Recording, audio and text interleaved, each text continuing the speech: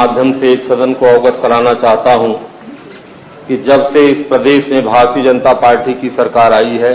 सूचना तो पढ़ दी गई है।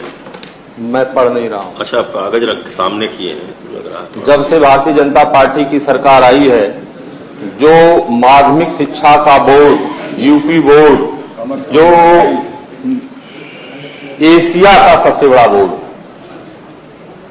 इनकी गलत नीतियों के कारण जहां 60 लाख बच्चे प्रतिवर्ष परीक्षा देते थे, 2022 में उनकी संख्या घटते घटते घटते 51 लाख तक पहुंच गई।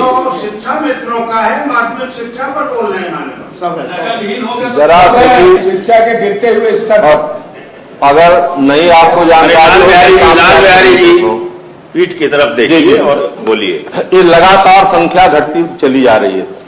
60 लाख बच्चे जहां बैठते थे 17 में, 16 में, आज 51 लाख 22 में जो है बच्चे आ गए। जो है यह शिक्षा के गिरते हुए स्तर का एक जीता जागता प्रमाण है मान्यवर।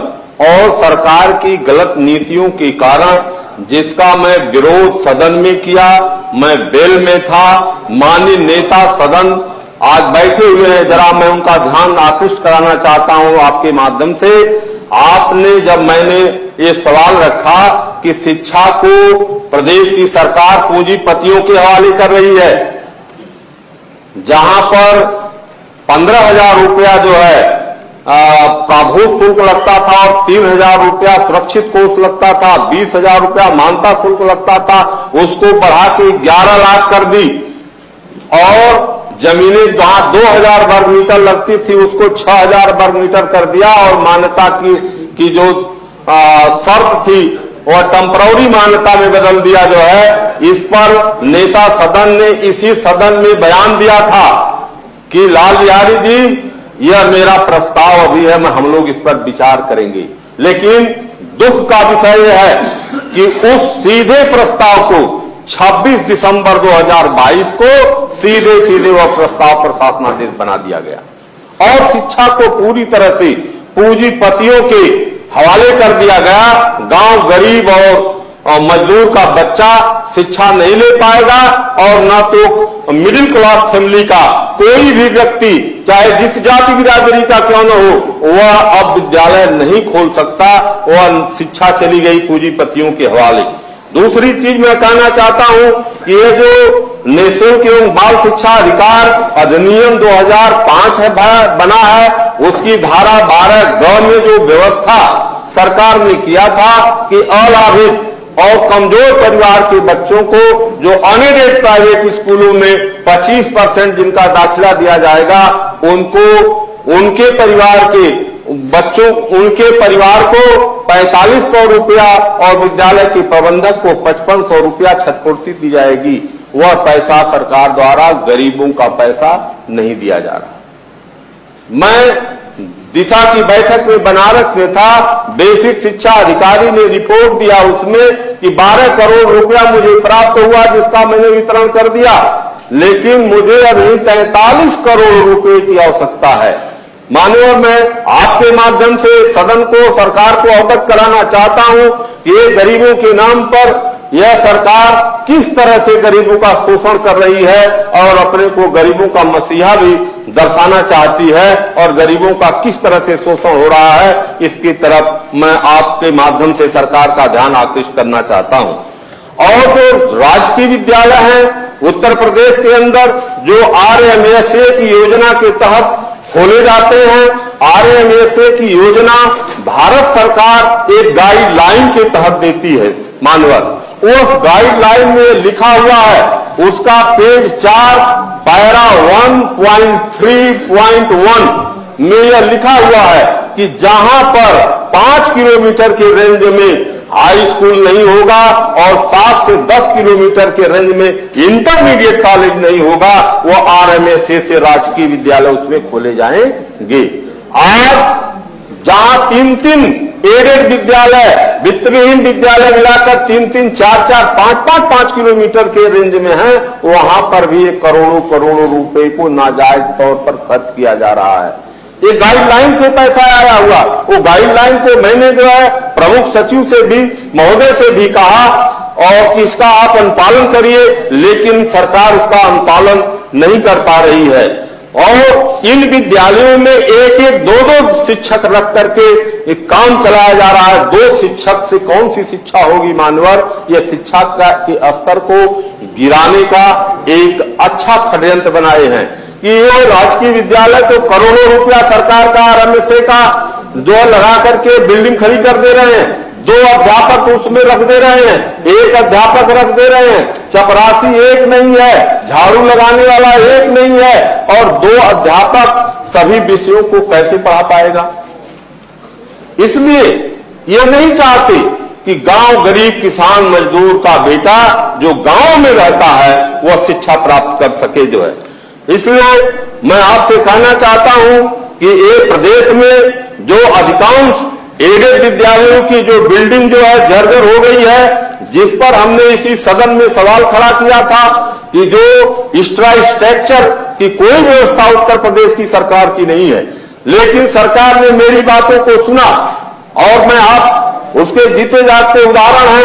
आपके सामने मैंने यह प्रश्न भी रखा कि जो शासनादेश इन्होंने बनाया उस शासनादेश में लिख दिया कि 50% प्रबंधक पैसा जमा करेगा, 50% सरकार देगी, कार्यदायी संस्था तीसरी होगी। 50% प्रबंधक के पास आय कहां से आएगा एडेड विद्यालय में, जबकि वो फीस भी नहीं प्राप्त कर सकता, कोई शुल्क नहीं प्रबंधक पाता है। तो आप अगर 1 करोड़ देना चाहते हैं उस विद्यालय की बिल्डिंग बनाने के लिए तो 50 लाख रुपया वो कहां से ले आएगा? उसका आय का स्रोत क्या है जो है? इसलिए इनका जो शासनादेश पूरी तरह फ्लॉप है और आज तक जो है उस पर कोई भी प्रबंधक ने पैसा नहीं लिया जो है। इसलिए मैं आपके माध्यम से यह कहना चाहता हूं कि इन जो एडेड विद्यालय हमारे हैं, इन विद्यालयों में चतुर्थ श्रेणी के कर्मचारियों की कोई नियुक्ति ही नहीं कर रहे हैं।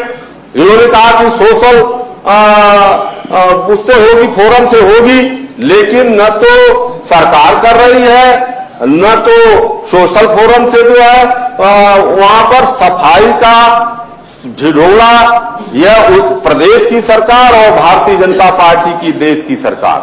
सफाई के नाम पर प्रधानमंत्री जी भी झाड़ू लगा करके सड़कों पर फोटो खिंचवा लेते हैं, लेकिन विद्यालयों में जहां 1-1 हजार, 2-2 हजार, 4-4 हजार, 3-3 हजार बच्चे हैं, वहां सफाई की कोई व्यवस्था इस सरकार की नहीं है। इसलिए मैं आपका ध्यान सीमित बहुत सीमित कर रहे हैं सर, बहुत दिन के बाद बोल रहे हैं और इस सत्र का अंतिम में होगा। बहुत दिन के बाद बोल रहे हैं तो ज्यादा बोलेंगे और सही जो पीड़ा है समाज की उसको कह रहा हूं सर, शिक्षा के प्रति जो है।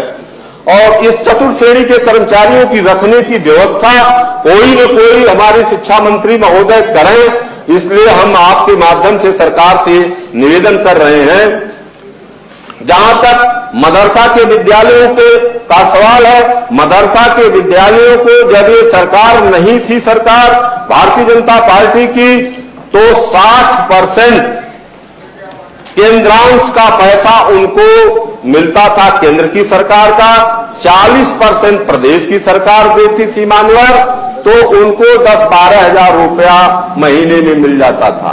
आज अल्पसंख्यक मदरसों में, विद्यालय मदरसों में 2000 हाई स्कूल में पढ़ाने वाला और 3000 इंटरमीडिएट में पढ़ाने वाला आधुनिक शिक्षक पा रहा है, जिससे उसकी हालात मनरेगा के मजदूरों से भी खराब है और भूखमरी के कगार पर वो चल रहा है। इसलिए मैं आपका ध्यान आकृष्ट करना चाहता हूं, सदन का ध्यान, और दूसरी तरफ आपसे कहना चाहता हूं कि माध्यमिक शिक्षा में 80% जो भागीदारी देता है वित्तविहीन विद्यालय का शिक्षक, उसकी हालात मनरेगा के मजदूर से भी बदतर है। 80% माध्यमिक शिक्षा में जिसकी भागीदारी है, 1 रुपया भी प्रदेश और देश की सरकार उसको नहीं देती है। 21,000 लगभग विद्यालय हैं, जिसमें 4 लाख शिक्षक और शिक्षणेतर कर्मचारी हैं, जो प्राइवेट प्रबंधकों के सहारे 1,000, 2,000, 3,000 रुपया में जो है किसी तरह से वह अपना जीवन यापन कर रहे हैं। ऐसे शिक्षकों के लिए सेवा नियमावली बनाने की बात आई, आज तक सेवा नियमावली नहीं बनी। जब हमारा इंटरमीडिएट एजुकेशन एक्ट में संशोधन हो गया, 7(क) धारा मान्यता की खत्म हो गई और 7(4) धारा जब आप में सारे विद्यालय चले गए 1 की मान्यता में, तो ऐसे शिक्षकों की सेवा की सुरक्षा के लिए सेवा नियमावली अब तक बन जानी चाहिए थी। मैं कई बार प्रयास किया, हमारे शिक्षा मंत्री जी बैठी हुई है, उनसे भी मैंने निवेदन किया था। उन्होंने कहा था कि मैं पिछला सत्र में कहा था कि मैं सत्र समाप्त होने के बाद आप सबको बुला करके इस विषय पर चर्चा कर लूंगा, लेकिन कोई चर्चा आज तक नहीं हो पाई। इसलिए मैं कहना चाहता हूं कि इन वित्तहीन विद्यालय के शिक्षकों को कुछ भी नहीं मिल रहा है।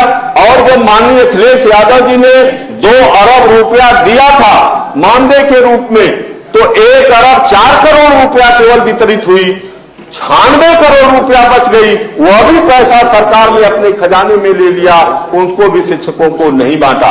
इसलिए हम निवेदन कर रहे हैं कि जो पिछला पैसा है प्रांशु जी, उसको सरकार जो है मोबाइल से फोटो मत खींचिए। जो पिछला पैसा है, ये जो नहीं सदन में जो नहीं होता उसको मत करिए। जो पिछला पैसा है सरकार उसको जो है लाल बिहारी समाप्त करिए अब। नहीं सर, हमको देखो थोड़ा सा 11 मिनट से अधिक हो गया है। 11 मिनट मत देखिए सर, समस्या देखिए कितना बड़ी है। तो आपकी बात तो पूरी आ गई। नहीं आई सर, आ रही कब आ है, गई बात? धीरे से आ रही है, नीचे नहीं, सीमित पहुंच आए सर। नहीं, समाप्त करिए, समाप्त करिए। आए सर, तो मैं ये चाहता हूं कि ये वित्तहीन विद्यालय के शिक्षकों की खुशहाली के लिए इनकी बदहाली को दूर किया जाए और इनको जो है सरकार जो है जो पुराना समाजवादी पार्टी की सरकार का माननीय अखिलेश यादव जी का शासनादेश था उसको पुनः लागू किया जाए। इस और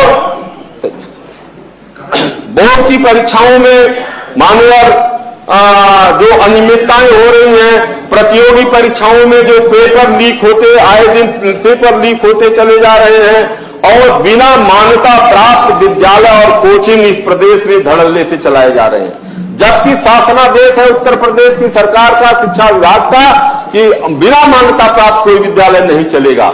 अगर चलता है तो 2 लाख रुपया जुर्माना लगेगा इनकी संस्थाओं को, जो मान्यता प्राप्त नहीं है।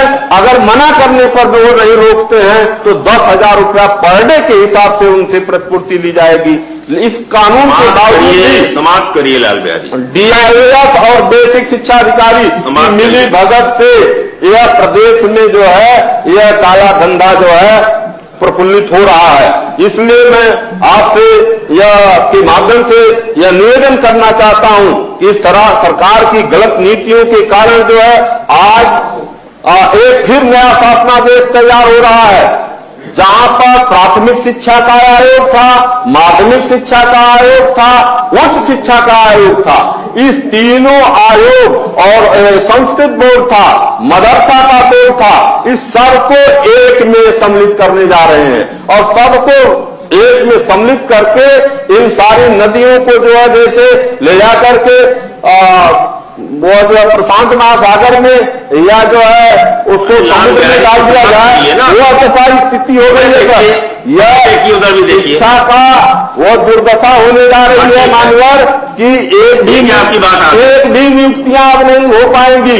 समाप्त करिए। जूनियर हाई स्कूलों की नियुक्तियां 21 की हुई है, आज तक की बात आ गई, उनको आज तक मानवर उनका वो दिया नहीं गया, उनका प्रमाण करिए ना। समाप्त कर रहा हूं सर, एकदम अंतिम है, अंतिम है सर, हो गया समाप्त। 21 की जो नियुक्तियां हुई जूनियर हाई स्कूल सेपरेट जब आयोग था 21 से लेकर के 23 तक वो नियुक्ति नहीं दे पाया, तो ये जो तीनों आयोगों को चारों आयोगों को एक में सम्मिलित करने जा रहे हैं, जिससे जो है एक भी नियुक्तियां नहीं हो पाएंगी।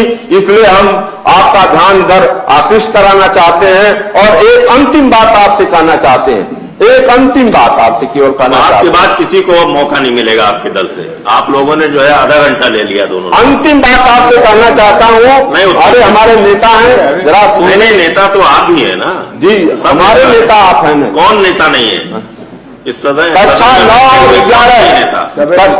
9 और 11 का रजिस्ट्रेशन में एक शासनादेश है मानवर कि बच्चों का रजिस्ट्रेशन जो होता है 50 रुपया सरकार को उसका माफ करिए, कितनी बार कह चुके हैं महाराज, अंतिम बात बता दिया तो अंतिम तो सुन हम लीजिए। अंतिम बात आप अंतिम तो संरक्षण दे दीजिए जो है। कई बार आप तो 50 रुपया लिया जाता है, उसमें शासनादेश है कि 40 रुपया सरकार अपने खजाने में लेगी, 10 रुपया उस विद्यालय के प्रिंसिपल के खाते में वापस करेगी। आज जब से भारतीय जनता पार्टी की सरकार बनी, ये 10 रुपया प्रति छात्र के हिसाब से 9 करोड़ रुपया प्रति वर्ष के हिसाब से जो पैसा होता है, आज तक जो है प्रिंसिपलों को वापस नहीं किया गया। इसलिए शिक्षा के इस गिरते हुए स्तर को देखते हुए सरकार की गलत नीतियों से के कारण जो है स्थिति विस्फोटक है और लोग आंदोलित हैं। इसलिए हम सदन की कार्यवाही रोककर अविलंबनीय लोक महत्व के प्रकरण पर चर्चा कराई जा माननीय नेता सदन, हमें 2 मिनट का माननीय माध्यमिक माननीय शिक्षा आपकी मंत्री, व्यवस्था पर माननीय माध्यमिक शिक्षा मंत्री,